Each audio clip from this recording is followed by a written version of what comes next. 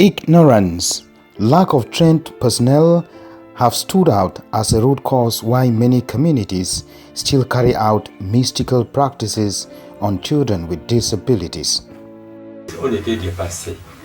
On ne connaissait pas comment il fallait faire pour notre enfance, ce qu'il devait être. Raison pour laquelle nous l'avons fait semblant de l'abandonner. Such myths have pushed parents and caregivers to abandon, lock up, neglect, and sometimes kill their children with disabilities. They gave me name in the community. They said Gerard is a snake. I should go and put Gerard near the water.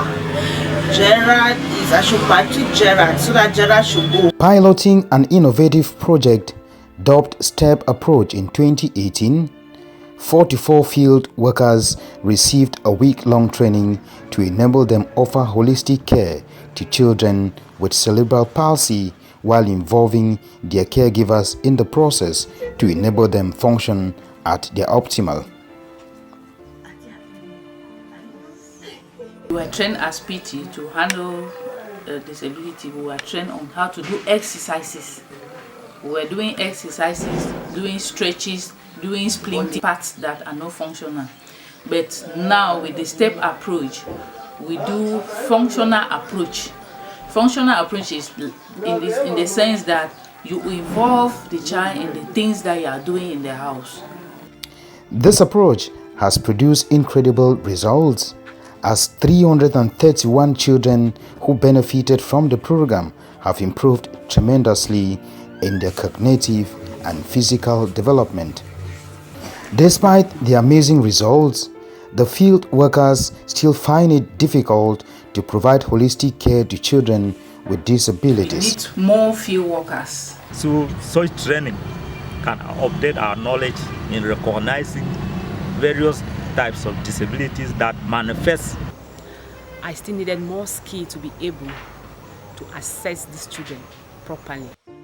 Creating a school that will offer a one-year training course on community-based rehabilitation will not only increase the limited number of equipped service providers in the field, but will go a long way to capacitate them with holistic, innovative techniques to adequately accompany families and children with disabilities from the diagnosis, rehabilitation, and the active involvement of families and communities in the process.